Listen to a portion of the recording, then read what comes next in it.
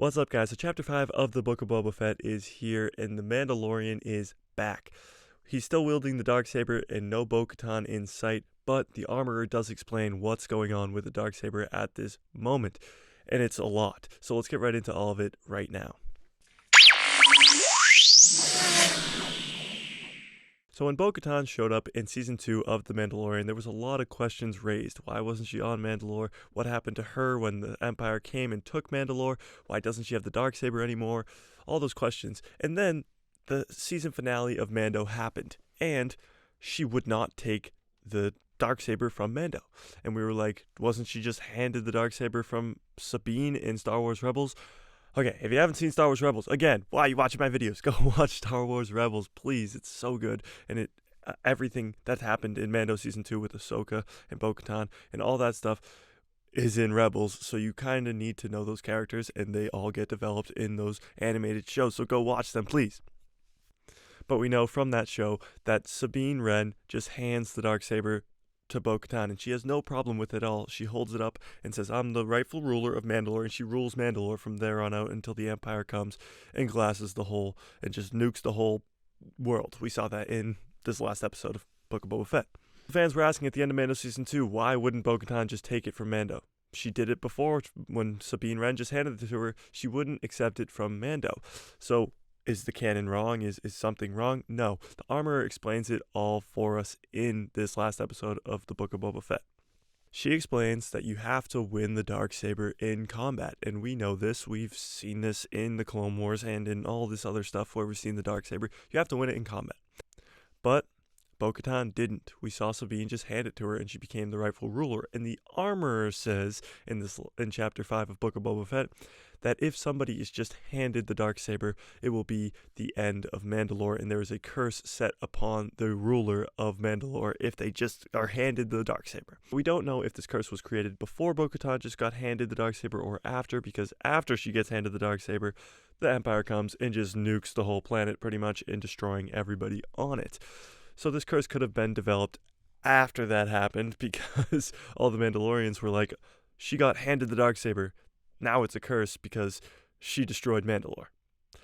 So Bo Katan, not a very popular people with the Mandalorians, because she kind of got them all destroyed in the eyes of all the Mandalorians who survived, because there is this curse now that Bo Katan created from just getting handed the Darksaber. She didn't earn the Darksaber, she was just handed the Darksaber.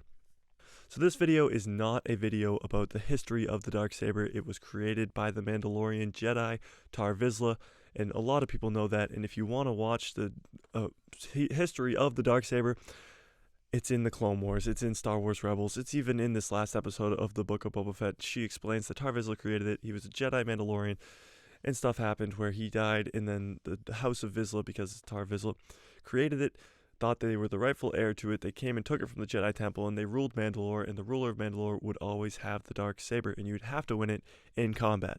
And that's pretty much the story of the Darksaber. It's not that complex at all. But when Bo Katan takes it, it is not won. And she is just taking it from Sabine Wren, who just says, here you go. Here's the Darksaber. You can have it. Oh, let's go have some fun and rule Mandalore. No. A curse that maybe this Armorer created after Bo Katan had it, or it was whatever before. But this curse inevitably destroys Mandalore when the Empire comes and nukes the crap out of it. Now, Bo Katan, not a good name around the Mandalorians. So when Mando says Bo Katan, the Armorer's like, no, she's the worst. Let's not talk about her at all, because she ruined all of Mandalore. We don't like her. So now maybe Mando won't be a Mandalorian anymore, because the Armorer says he isn't, but will be one of the Bo Katan Mandalorians, one that takes off his helmet all the time. I honestly can't see that happening, but you never know.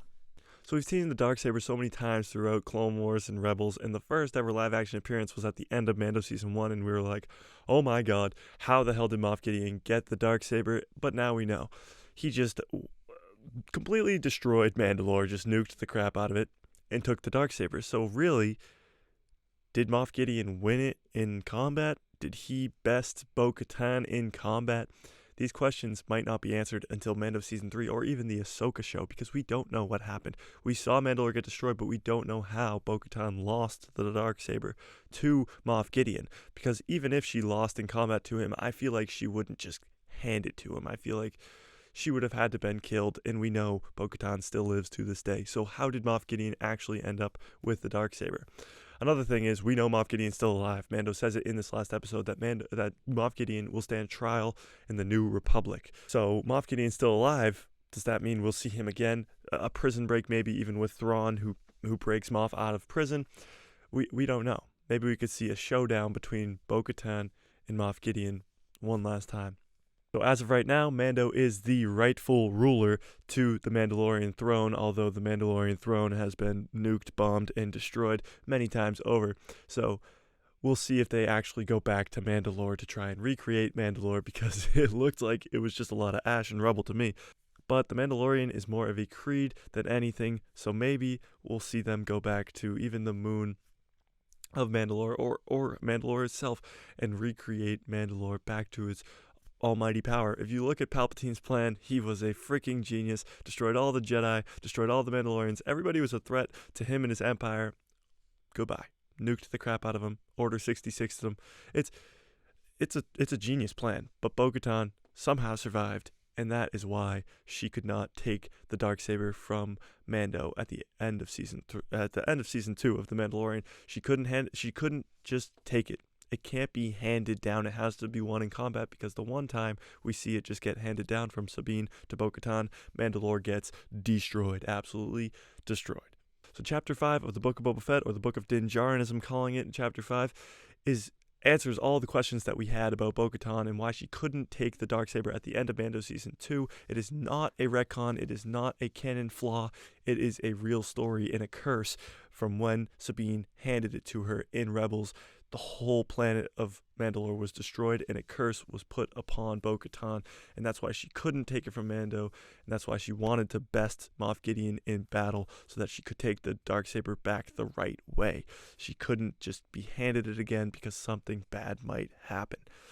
So that's all I got for you guys today. Smash the like button, hit subscribe, and hit that bell so you don't miss out on any of all my videos about the Book of Boba Fett and about all the Star Wars stuff to come, because 2022 is going to be crazy with, of course, Obi-Wan Kenobi, but you got Andor and maybe even Mando at the end of the year, and Ahsoka next year. Is going to be a great time to be a Star Wars fan, as I always say. No better time to be a Star Wars fan. I mean, this year is going to be the most Star Wars content we've ever seen in one single year, because before Disney bought Star Wars, it was one movie every few years, and now we're seeing, when Disney bought it, we had a movie every year for about 5 years, and now we're getting show after show after show, and this year we have 4 of them. So it's going to be a great time to be a Star Wars fan. As always, may the Force be with you always.